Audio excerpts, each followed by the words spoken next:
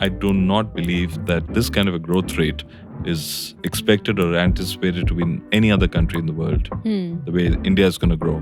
So net, the market is on steroids. That was a problem statement. How could I actually make sure that I create a one-stop shop, which is what we've created at Red Beryl. Keep the customer front and center. In this customer insights, CRM plays a very pivotal role. How do you see Red Beryl growing? Some of the international countries that I just mentioned.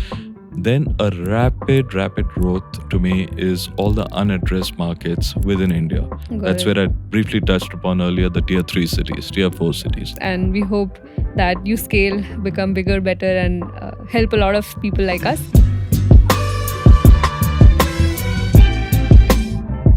Hi, welcome to the episode of Red Beryl on Tap. Today we are sitting down with Mr. Manoj Adlaka, CEO and founder of Red Beryl Lifestyle Services Private Limited. We'll get to uncover the interesting world of luxury lifestyle services and understand from his insights into building this brand and what goes behind it. Hi, welcome Mr. Manoj to the podcast. Thanks for taking time out. Why don't you maybe start with a quick background and introduction, say hi to the audience, and then we get started. Thank you, Soumya. Thank you very much for having me on this podcast. As a brief introduction, I have had about 35 years of work experience in all, of which 33 years were with a couple of companies. Majority of my career has been with American Express, 30 years, and 3 years have been across a couple of other organizations, including Visa in Singapore, where I was at the head office, regional head office. I'm a chartered accountant by qualification, and it was just 2 years, less than 2 years ago, that I set up my own company, which is called Red Beryl Lifestyle Services Private Limited, which is a bespoke travel and lifestyle management company. And I'm super excited to be here. So I think this is a very interesting segment, something which is expected to become very big in India going forward. Can you help us understand how big the industry is? Let us know some numbers. Sure. Absolutely. So, different studies, whether it's BCG, Bain, Deloitte, they've all given a little bit of a different estimate when you look at the size of the market. As of 2023-24, the market was estimated to be in the range of anywhere between $25 to $28 billion. But what is interesting is that, if you fast forward that by another 5 years, let's say take it into 28 to 30, 2028 to 2030, that number goes close to $100 billion. Wow. And I do not believe that this kind of a growth rate is expected or anticipated to be in any other country in the world, the way India is going to grow. So net, the market is on steroids. And what do you think is going behind such a huge uptick in the growth of the industry? I would put that down as 3 or 4 factors. The first being the GDP. India is growing, while some of the other countries are not growing at such a rapid pace as we are. Second is when you look at the top of the pyramid, right? And I'll share some numbers with you over there. The wealthy are becoming wealthier. They have a lot of, disposable income. And the second is the youth. When you look at people below the age of 30, now 70% of India's population is actually below the age of 30. And if you were to slice the data, right, let's look at HNIs and ultra HNIs, because that's really the target audience we focus on. HNIs are people with liquid assets of over $1 million. And liquid assets means everything that is with them other than the property. So that's totally disposable income available with them. $1 million, if you convert into rupees, is about 9 crores. Correct. So that number as of last year was about 865,000 individuals in India as of last year. And studies have shown that this number over the next 2 years is going to double to 1.7 billion individuals, which are HNIs. Now, 1.7 billion people is 0.01% of India's population. But what is very interesting is that this 0.01% of India's population is going to generate about 90 to 92% of the total consumption that's going to happen in India. So, there used to be always a rule everyone used to be talking about, which is the 80-20 principle. So you can throw that out of the door, because this is the real India which is the 0.01%, which one should really focus on and not worry about the long tail. And then just staying with the numbers, there's another very interesting number, which is the ultra HNIs. I spoke about the HNIs who have over $1 million of disposable or liquid cash. Ultra HNIs are those who have liquid cash or liquid assets worth over $30 million, which is about 270 crores. Right. That number as of last year was 13,000 individuals, and it is expected over the next 2 years to grow to 20,000. Wow. So the numbers are, absolutely mind-blowing. Yes. And that's where, like I said, there will be various avenues for people to spend and, on whatever they want to. No, I definitely believe in the potential of this market. In fact, we are sitting in Bangalore. If you see, most of the fintechs that are built today are actually targeting this top of the pyramid sort of a Sure. spectrum, because this is the audience which is end of the day going to pay. And even if the number seems small when you look at the overall pyramid, but the paying capacity and the market size that gets created because of how much they spend on these kind of luxury services, Right. it's just insane. It's Correct. through the charts. We'll dig deeper into the industry, but before that, I'd like to understand a little more about your journey. Sure. You've spent over 30 years in the industry. Obviously, the segment was very relevant, and I'm sure you would have experienced a bunch of stuff and insights in your even stint at Visa or let's say Amex.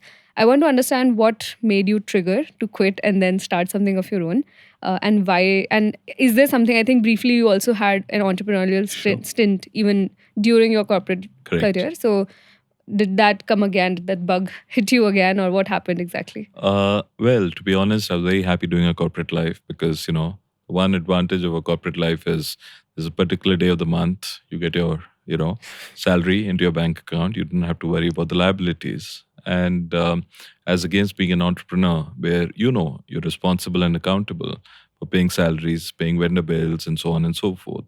So that's a fundamental difference because you are accountable for, like right now at Red Beryl, we have a team of 50.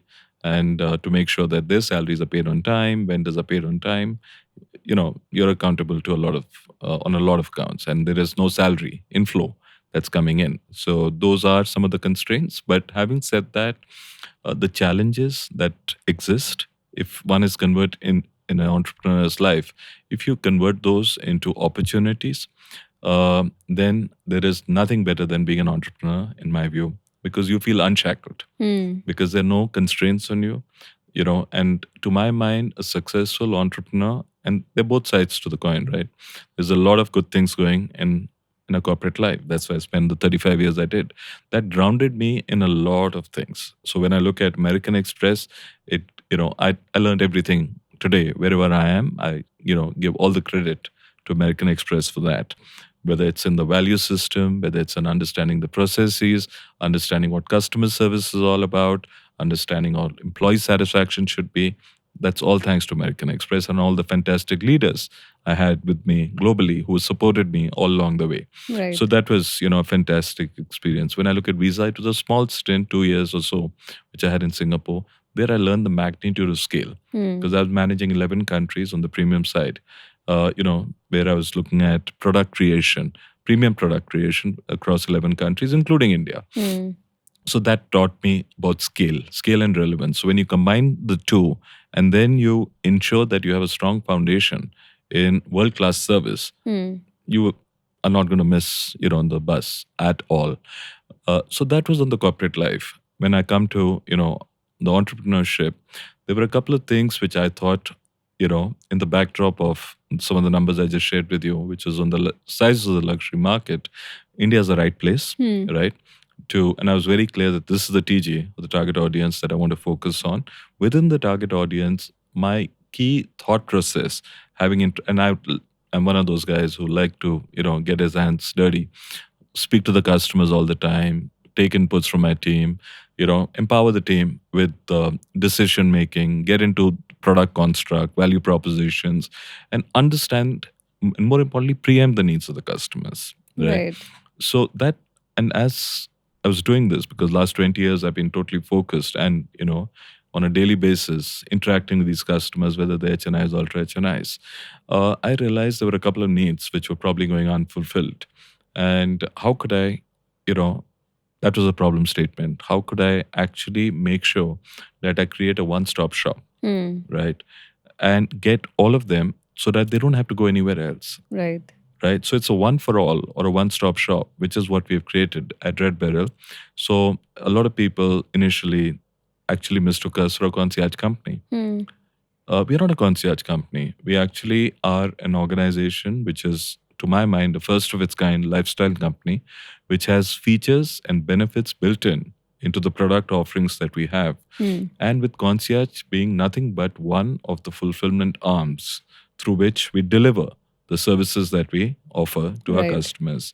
We have relationship managers in the team. We have an app. A lot of HNIs, do not actually want to use the app. We have it in the city of Bangalore, which is the most tech savvy city in the country for sure. But we have a state-of-the-art app. We have a microsite. But people still want. I'm talking about the HNIs and ultra HNIs. In my experience, at least, and I'm hoping it changes at some point in time. Well, there is AI, there is chatbots, there is all of that. Yeah. But people are more comfortable at this stage, at least, to speak to a warm body. So what I have done, at least, and my team, they've been absolutely fantastic in the effort that we've all put in together, is to create a set of products. And we have two products, really. One is by invitation only, which is a red product.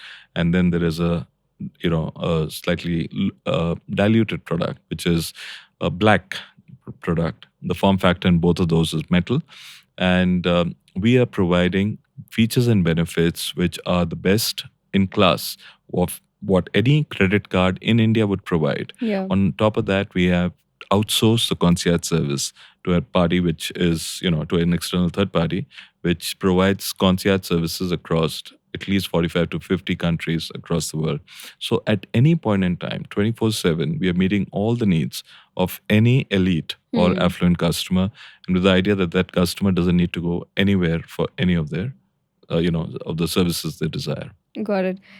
It's a very interesting point that you brought up where you mentioned that even in the age of the latest advancements in technology and whatnot can you have at your fingertips, there's still a need that people feel, especially the HNI, ultra HNI segment, where they want to talk to a human being and they want to probably get it done via them, even though they can do it on their own. Why do you think that happens, and specifically in that segment? And how do you think that is going to change, if at all? Let me answer first part of the question first. Why do I think it happens is I think it's very natural. All of us feel more comfortable instead of, I'm talking about the HNIs really. They would feel very comfortable because the quality of people we have. They've got used to those people. If I was just to backtrack a bit, when we onboard a customer, we have a concept which is a unique concept that has been, conceptualized at Red Beryl. It's called the Dream Weavers concept. Over there, we have, whenever we onboard a customer, we sit down with the customer, depending on the time the customer gives us. Could be 30 minutes, 45 minutes, We are very cognizant of the time they have. And in those 30, 45 minutes, what we do is we preempt all the needs that they have. We understand what is their lifestyle. Are they people who would love to take holidays, a beach holiday, or they would like to go trekking, skiing? What are the key dates or milestones in their lives? So of course, the basic things like birthdays and anniversaries and all are taken into account.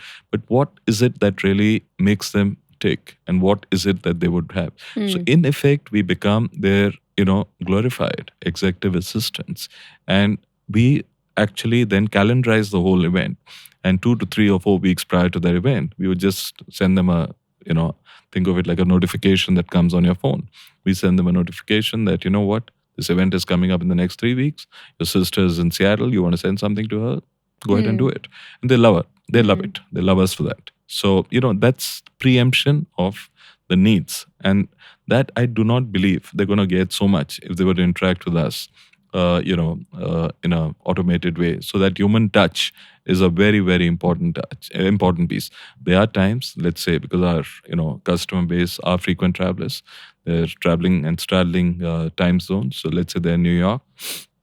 They could be in New York at 6 p.m. and they want to, pick up the phone and speak to somebody for a Michelin star booking. Yeah. Now, at that point in time, it could be, 3:30 or 4:30, depending on the time zone in AM in India. Now, at that point in time, are they going to speak to the relationship manager? The answer is no, because the relationship managers have fixed hours 9 to 7. But there's a concierge, 24/7 concierge. They have a 24/7 concierge. Some of them choose to go to the 24/7 concierge, 24/7 concierge, and some of them at that time put in a request through the app. Okay. So that's the time at odd hours. Yes, they do. And then immediately we have, a chat and everything which goes and responds. And that's where, that interaction happens. But let us say there's a travel query, right? They expect some immediate response. Because if there's one thing, any, affluent customer who could be an HNI or ultra HNI, if they do not have too much of liberty of is, there's one thing which is, they're very, very particular about is time. Right. They don't have the liberty of time. Right. I want to dissect essentially this whole lifestyle service solution that you have and look under the hood, see what all services are there.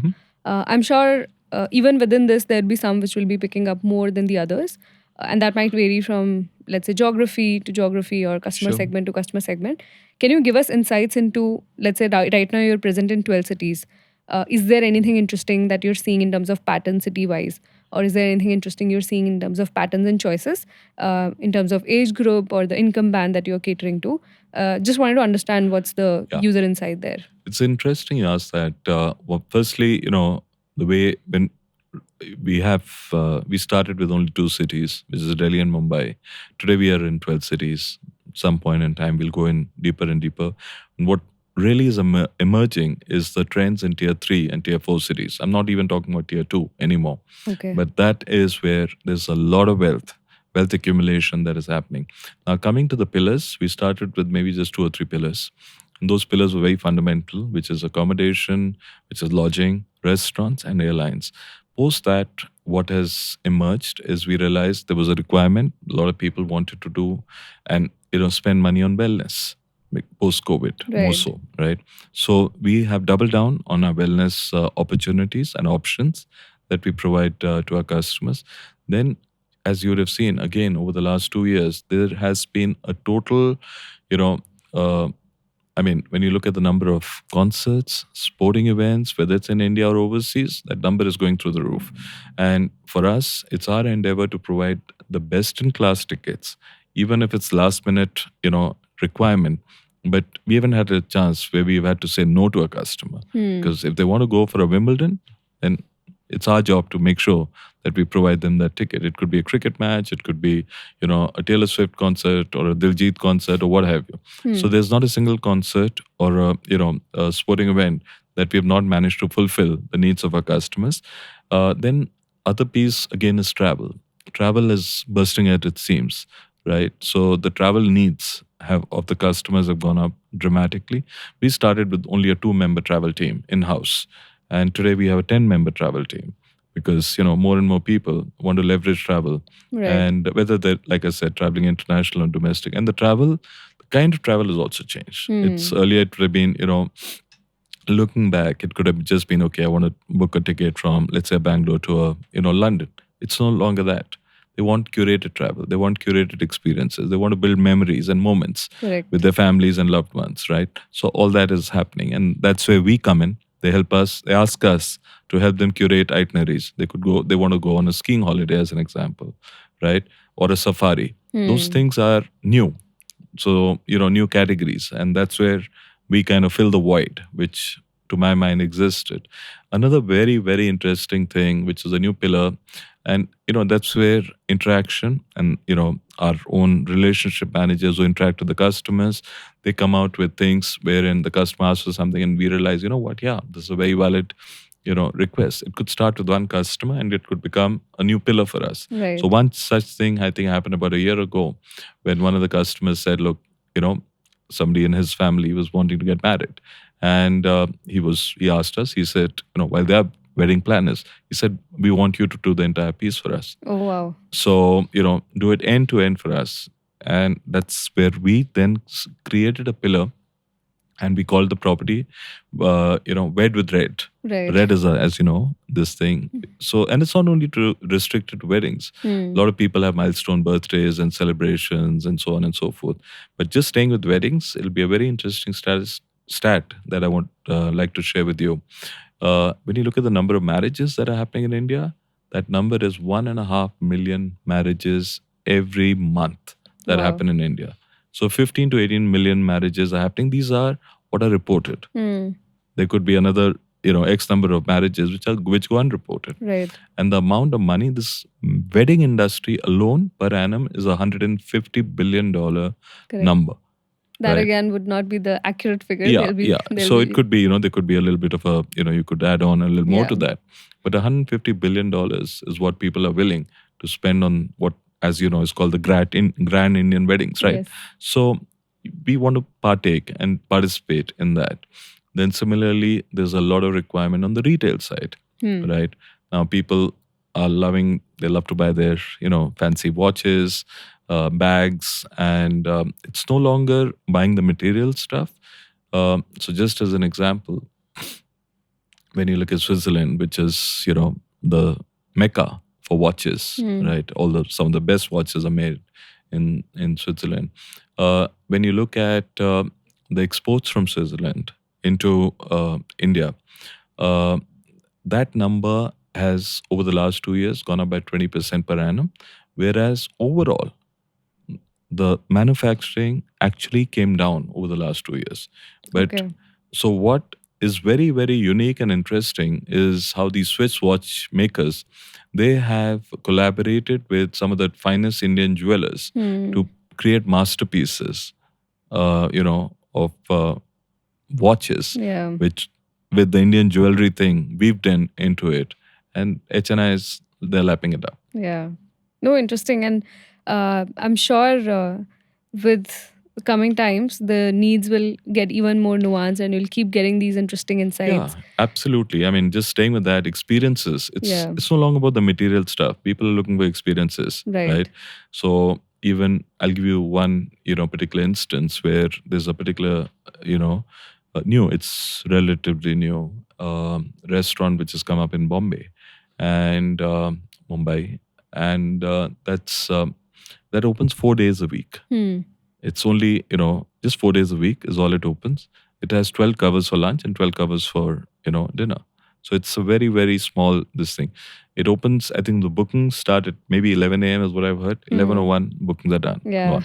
So it's creating scarcity, but you don't get availability. Correct. So, people are really asking for these kind of experiences. People ask for chefs at home. They want an interaction with the chef. They want, a lot of times we get requests for, okay, you know what, I want to go for a, let's say concert A or a concert B, but I would like to meet the artist. Or they're going for a tennis match or a cricket match. I want to meet the, stars or the players. Right. So those kind of things which bring these experiences to life is really what the customers are. They're willing to pay for that. Correct. And they're wanting that experience. Yeah, absolutely. And I think the beauty lies in how rare something can get, right? Yeah. The more you can ride up the ladder where things are not so easily accessible and probably not even known to a lot of people. Absolutely. And you're making it happen for your set of customers, that itself can be a very interesting experience to weave for them. You're absolutely, Soumya. And on that, this whole industry is really all about word of mouth. Correct. Right? So it's all about one person saying, oh, by the way, you know what? I had this. Did you try it? Yes. And that's how it works. Just as an example, it's been 2 years for us, right? For a brand which was literally, nobody knew what Red Beryl was all about. It's 20 months and we haven't spent $1 on marketing, not single dollar. I'm sure. No, it makes sense. And I think you get the best quality of customers by word of mouth. Yeah. And it's actually good that nobody knows about it. They have not seen an ad because it makes it even more special then. So become more aspirational. Exactly. And on that note, there's one interesting thought I had and I wanted to just have your opinion on it. There are different ways of building lifestyle and luxury businesses. For example, a brand like Tata Clique is doing it in a certain way. A brand like Cred is doing it in a certain way. Then there is Ultra Human and so many other new brands that have come up. They have gone by a product-first approach rather than a service-first approach, even though they are targeting the same set of customers more or less. Why do you think, how does an entrepreneur decide if they're setting up a luxury or a lifestyle business? How do you decide which one you should go for and why? Well, I would not want to comment about other players at all or other entities. All I can comment about my thought process. My thought process was very simple. Keep the customer front and center, Okay. right? That should be your starting point. If you keep the customer front and center, understand, preempt their needs, right? What is it they need? Because why would you go with the product first approach when you don't know whether the product is eventually what the customer requires? So you start off with what the customer needs. Then you go around creating a product. And then you create a value proposition, right? And again, some amount of research, right? We can't go endlessly on research, Conti or Collie. You have to take some, a little bit of gut here and there, a little bit of instincts, a little bit of, walking the talk, speaking to people, speaking, and I've been doing this for maybe 10, 15 years. So I've got a bit of an idea, but there's nothing which is perfect. It keeps evolving. The product on day one doesn't need to be that product which may be the one you were looking for 2 to 3 years down the line. Pillars can get added on. Like I said, when we started this whole journey, we were on a product which only had maybe 3 or 4 verticals. Today we are sitting at about 14 verticals within that product. Right. And have we changed the price or increased it? Not as of now. No. Maybe at a future time, 100%. Because, each of these services, there's a lot of value. Just to give you an example, our, our card, the red card, which I just shared with you, which is a card by invitation, the value, and this is where we are very, very different than any other concierge company, right? The value basis average utilization, right? Because all the features that we have on the card will not be used by all the customers all the time. Correct. Right? So we have done our own analysis. So, in this customer insight, CRM plays a very pivotal role. And when we have looked at the average utilization in terms of the benefits that the customers have use, we have seen that a product, which is a red product, which has a one-time joining fee of 5 lakhs, annual fee of 1.9 lakhs. So effectively, if you keep looking at the annual fee of 1.9 lakhs, and you do what is called a value calculator, that delivers 37 lakhs per annum worth of value to a customer basis average utilization. That is 20x. Right. So that is very, very significant. Right. Because we have things, just 1 or 2 examples I'm going to give you. Nobody gives you access to 3,000 social clubs across the globe. Nobody does that, right? We provide that. So with this, you don't need to become individual members of each of those clubs. Right. Similarly, that itself is such a big cost save. It's a big cost save, right? Similarly, meet and greet. Now, a lot of people, I've come in today from Delhi to Bangalore, and I generally avoid using meet and greet, but today I had to add a bit of a bad back. Okay. I needed some help with my back. But a lot of people use this very, very often. Absolutely. Right? And they would want support, whether it's through immigration, through customs, because this is a service we provide across 600 airports, which is, and of course, all the domestic airports, 600 international airports. So that's a pretty big thing, right? And over there, what we are providing this to our customers is 1 international meet and greet every month for that primary customer and the add-on, and 1 domestic every month. Right. So that can itself add up to a huge amount of money, which otherwise the customer would need to pay. Absolutely. Then we have a lot of fantastic deals with restaurants. We have about 300-400 restaurants which are on board. We have a concept called Dine and Dine's Free. And, again, a lot of people love to dine out. So whenever they go and dine out, they're getting a benefit. Then we have a lot of all the top hotels you can conceivably think of in India. All the brands, all the top brands are there with us. And there, again, there is no blackout dates or anything. There is discounts on what is called, and these are evergreen discounts on what is called best available rates. When you're staying in those hotels, there's, food and beverages in any of the restaurants within those hotels and on spas. And these are reasonable discounts that are offered. So, that list can go on and on. And so the strategy you have chosen to go service first. Its idea is to meet all the needs of the customers. Got it. And then, of course, there is a concierge, which is one element of what we provide. And over there, all the unique requests, and we are very, very clear that any request that comes our way will be our endeavor.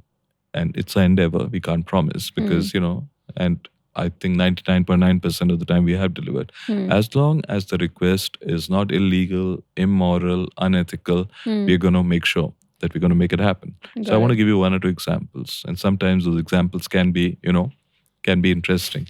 So one example is wherein somebody asked us, there was a couple engaged to be married. And they said they want to actually get married under the Great Wall of China. Okay. And we made that happen for them. Oh, wow. Then there was another customer. We don't name the customers ever. Yeah. There was another customer who, is an avid car collector. And he said, for 3 years, I've been looking for a particular car. This was in 2024. And he specified, he said, I want the 1965 Ford Mustang. Okay. That's a 60-year-old car, right? These are cars which are not advertised. Correct. Right? You're not going to have it in newspapers with an advertisement, or you're in one of the websites whoever sells these cars, right? So what we passed it on to the concierge team, and what they did was something very interesting. I thought they were smart about it. They went to Rajasthan and, checked with the Raja Maharajas across Jaipur, Jodhpur, Udaipur, Jaisalmer. And within 72 hours, they found out that one of the particular Raja Maharajas has that car. They got the person introduced to our customer, and there was an exchange of hands, and the transaction went through. And that customer is delighted. And that is what really gives us the most ultimate satisfaction. Because if there's customer delight, one is employee piece and the second is the customer piece. But this is totally the customer piece that, totally was, I thought, met. So what next? How do you see Red Beryl growing? It's been only 2 years, I'm sure, fairly fewer set of experiences, but I'm sure a lot of learnings in the process. And in basis that, you would have designed a certain trajectory for the company and how you want it to grow. So what is your vision? Yeah. The vision is really to make it, a global organization. This year, I plan to, from an organization viewpoint, to get into London. Okay. And have a footprint. Today, I am able to service my customers in London and in Dubai. I can do that because I have my concierge. We also got a tie-up happening, which is already in place with one of the world's top 5 concierge companies who has a presence in London and Dubai. But I want my own team to be present in London and Dubai. And again, these geographies are because that's where the demand is coming from. There's a lot of Indians who live there. And so there are 2 aspects to it. One is Indians who travel there, they're getting service today. Right. So these are the customers who we already, offering the product to. Now, before the calendar year is over, these 2 countries at the minimum, we're going to have our own people based in these 2 countries. And there could be a few more countries, but I want to take a step at a time. Yeah. Right? Because they're going to be learnings. And that's what, entrepreneurship is all about. Correct. You could make mistakes, but the key thing is to learn. It's okay to fail, no problem. But you got to fail fast. Yeah. And you got to learn from those failures and, get up and make sure you don't make the same mistake again. Right. So for us, I believe we've got our act together on the domestic front. On the international front, it's just a matter of months now before we, venture into these 2 geographies. So very clearly, our, if you ask me about the vision would be to grow into, some of the international countries that I just mentioned. Then a rapid growth to me is all the unaddressed markets within India. That's where I briefly touched upon earlier, the tier 3 cities, tier 4 cities. There is so much in India. There's so much to do in India. Absolutely. My team size, which was, I think, about 18 to 20 people 4 months ago, is now 50. Wow. And it's not about the team size, right? But I'm also now linked to that is technology. I just can't keep increasing the team size endlessly. Correct. Right? And today we have technology, whether it's in the form of AI, chatbots, or what have you, because that has to be leveraged in the best and the most efficient way. Absolutely. So I'd love to do that. So those would be the 3 or 4 pieces. And if one more thing I may add over there is around, how do I gratify the customers and thank them for their services by doing even more events than I've done in the past. Got it. So offline events, community. Yeah. Got it. And spoil them for choices. No, I think that's what all of them are wanting as well. Before we wrap up, just one last question.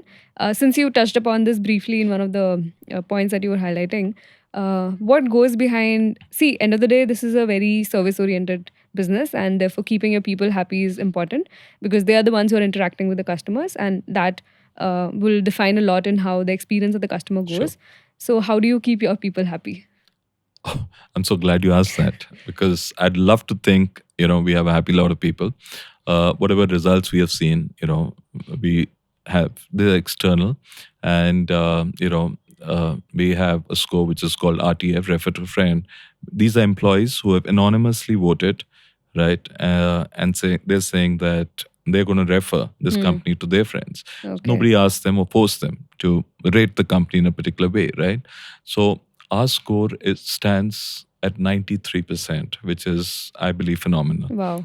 Because most of the companies, when I did a little bit of a check, many companies stood anywhere between 50 to 80%. So we are at 93%. And then on a scale of 1 to 5, across the 5 or 6 parameters, which spoke about the vision of the company, the empowerment, the work-life balance, diversity, and, the quickness in decision-making, the strategy, all of that, it was on the lowest scale. I think, like I said, it was on a scale of 1 to 5 across these 5 or 6 parameters. The lowest rating we are at is 4.4, Wow. and the highest is 4.8. So I'm happy with that. In terms of how we keep people happy, it's very simple. We just say, go and unleash the potential that you have. Right? We don't have an HR department, by the way. Okay. I don't believe it's required. Okay. Because people don't need to be policed. Yeah. Right? We have a fantastic set of people. Today we are what we are because of the people we have. I'm sure. Each one of them is a star, right? They do a fantastic job. They are, so dedicated and passionate and energetic about what they bring to the table that nobody has to be, like I said, told, okay, you do X or Y or Z, and they're going to be good months and going to be not so good months. Correct. And that's okay. That's a part of life. Right? And we are absolutely fine with that. And at our end, we make it like any kind of, one of the key learnings from me, at least coming from, established organizations like American Express, where there were things which were a lot of things from a culture viewpoint were paid a lot of emphasis on. I tried to replicate that over here. So the culture is something which is very conducive to people working very closely, and, it's like a family. Got it. So everyone gels, everyone in the morning. Actually, believe it or not, everyone wishes, because we are working remote, we're working hybrid. And, one of the things which crossed my mind, I think about a year ago, was if we were in an office, right? We would be going, when you get into an office, typically you'd wish somebody good morning. Right. Right? Now, why are we not wishing each other good morning? So that culture, it wasn't my idea, it was somebody's idea within the team. They said, let's wish each other. Everyone now wishes each other. It's a WhatsApp group of 50 people, but they're wishing each other good morning. And then they're, putting out motivational messages. So all of that is coming from within the team. It's not for me. I'm not directing anything. Right. I'm just happy seeing those notes going up and down. Nobody's blaming anyone for anything else. We do make mistakes, right? We're all human. But when we make mistakes, we learn from them. So I'm very happy with the way things are going. And the only thing I do get involved with personally is, employee selection in terms of, a lot of people. And I'm so excited every time one opening comes up within our team, and we're growing very rapidly. Right. We have about 100 applicants for that role. Wow. So, That speaks a lot. it keeps me busy. Yeah. It keeps me busy. No, I think this was fantastic speaking with you, and thanks for sharing with us so many inside stories, insights, and what goes behind building this brand and the vision that you have for the future. Wish you all the best, and we are enjoying your services, and we hope that you scale, become bigger, better, and help a lot of people like us. On that note, thanks again for coming in here today. Any last words before we wrap up? No, thank you, Soumya. It was absolutely a delight. And in your lovely city, Bangalore, despite the traffic, I think it's going to be, wonderful. Now that, we have your, endorsement, and feedback is one thing we always value in our company. So any feedback that comes our way, please feel free at any point in time. We have many touch points where you can give that feedback, because that is invaluable for us. Sure. And like I said, there are going to be times when we think we can do better, but if it's going to come from our most esteemed constituents, which are customers or our members, then there's nothing better than that. No, absolutely. I think we'll do our job there. And thank you everyone for listening in today. Hope you had interesting insights from this new industry that we uncovered today. For the next one, watch out and we'll catch you soon.